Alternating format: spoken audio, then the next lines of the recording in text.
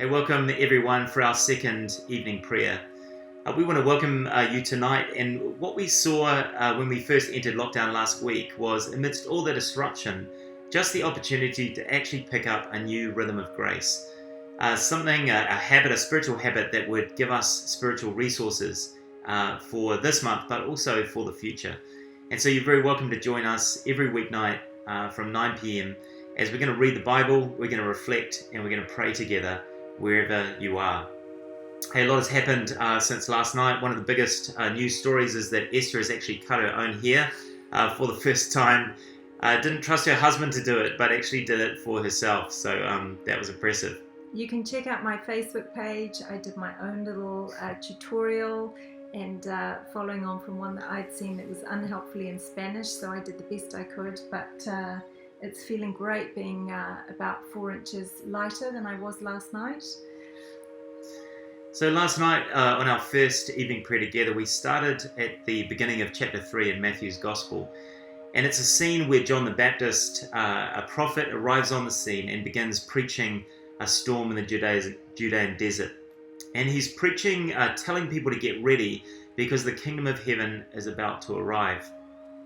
And as we read that, I'm always reminded by a time about 7 years ago for us when we were living in Vancouver. And it was a time where God suddenly asked us or called us to come back home and to lead St. Paul's. And it was a time where we, like the Israelites, had been waiting for a long time to hear God's voice, to hear what his next steps were for us. And yet when he suddenly told us, it came out of the blue, and it really caught us off balance. We had to catch up very quickly and find our balance again. And it's really, I think, how these last few weeks have felt like for all of us, as we've had to suddenly get ready for an event, a way of life, changes to everything on every front, in a way that we've just never been used to, an event that we completely didn't expect and couldn't see into the future. And so this next scene in Matthew's Gospel speaks really poignantly into this moment that we find ourselves in. And it's the scene where Jesus is first baptized by John, and then he goes immediately out into his wilderness testing. And it's a scene, I think, that is both comforting, but it's also challenging. It's obviously challenging and confronting because of this wilderness testing that Jesus goes through. But it's hugely comforting for us as well as followers of Jesus, because we see that Jesus isn't detached from our everyday experience or what we go through in our lives. But he himself has gone through it all. He knows what it's like, and he shows us in this scene what it means for us to live out of the grace, the delight, and the love of God the Father. And so if you've got your Bibles, we're reading from Matthew chapter 3, verse 11. Then Jesus came from Galilee to the Jordan to be baptized by John. But John tried to deter him, saying, "I need to be baptized by you, and you come to me?" Jesus replied, "Let it be so now. It is proper for us to do this to fulfill all righteousness." Then John consented. As soon as Jesus was baptized, he went up out of the water. At that moment heaven was opened, and he saw the Spirit of God descending like a dove and alighting on him. And a voice from heaven said, "This is my Son, whom I love. With him I am well pleased." Then Jesus was led by the Spirit into the wilderness to be tempted by the devil. After fasting 40 days and 40 nights, he was hungry. The tempter came to him and said, "If you are the Son of God, tell these stones to become bread."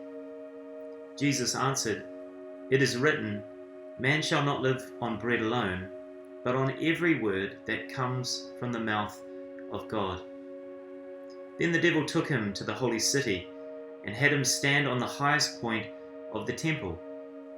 "If you are the Son of God," he said, "throw yourself down. For it is written, 'He will command his angels concerning you, and they will lift you up in their hands, so that you will not strike your foot against a stone.'" Jesus answered him, "It is also written, 'Do not put the Lord your God to the test.'" Again, The devil took him to a very high mountain and showed him all the kingdoms of the world and their splendor. All this I will give to you, he said, if you will bow down and worship me. Jesus said to him, away from me, Satan, for it is written, worship the Lord your God and serve him only. Then the devil left him, and angels came and attended him. A few weeks ago, I was speaking at St. Paul's and I spoke about a picture that God had shown me a few years ago. And I spend quite a lot of time at the optometrist. I'm almost legally blind in my right eye. And in this picture, I was sitting there in the chair and I had those huge glasses on. And yet this time, God was on the other side as the optometrist, and he was sort of adjusting all of these dials and adjusting my vision. And I had this strong sense that God was in the coming season going to show me how to see things the way that he sees them, how to see things differently. And what happened soon after I had that picture was that when something would happen that would sort of trigger a fear response or a really strong negative reaction, I'd immediately have the strong thought, Esther, what's the opposite? I don't see this the way that you see it. I want you to see this the way I do. And that for me is what's happening in this passage with Jesus as he's being tempted, because at each turn, Jesus turns the thought on its head. He takes the lie and he replaces it with truth. And so in verse 4, Jesus says, no, we don't live by bread alone. We live on every word that comes from the mouth of God. And then in verse 7, Jesus refuses to throw himself off the pinnacle of the temple, reminding the devil that we aren't meant to, that we don't need to put God to the test. And finally in verse 10, Jesus refuses to put his faith in Satan, a rival God. He refuses to worship him.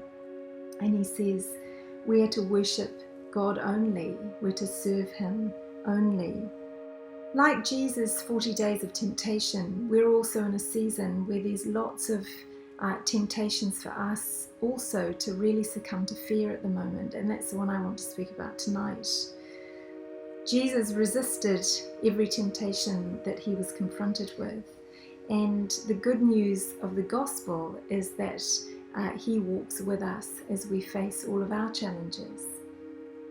I've spoken of it before at St. Paul's about a long battle I had when I was younger with anxiety and depression, which just are other forms of fear.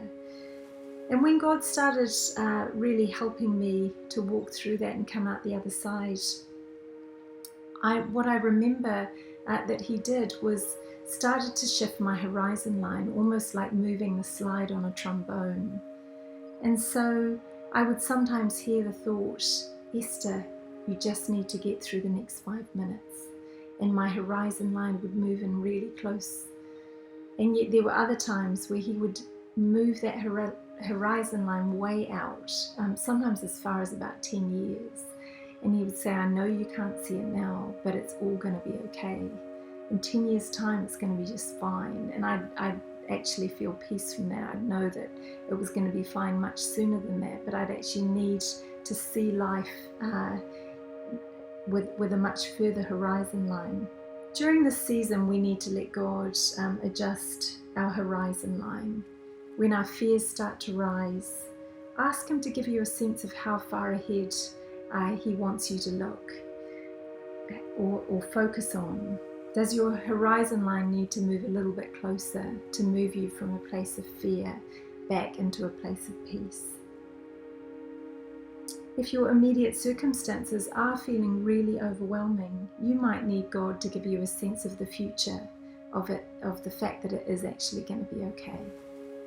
So God, we thank you that we can live on your word, that you know the day that each of us have had, and what word of truth will take each of us from a place of fear back towards peace. Help us to trust your prompt as we take the time to listen to you now. We're going to have a minute in silent prayer to ask God, just as he did to Jesus, what word of truth is he speaking to you tonight?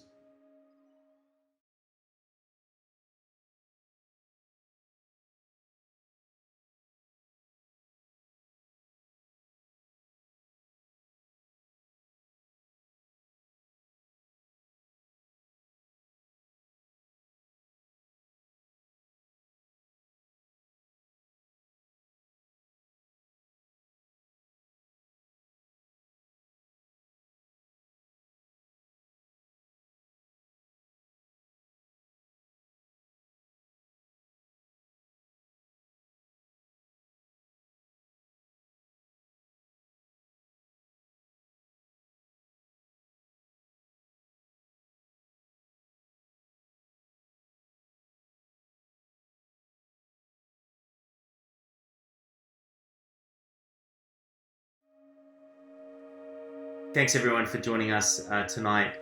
We hope you sleep well, wake up rested tomorrow for a new day, and we'll look forward to seeing you tomorrow night at 9 o'clock as Jesus begins his ministry. God bless you all. See you tomorrow. Good night.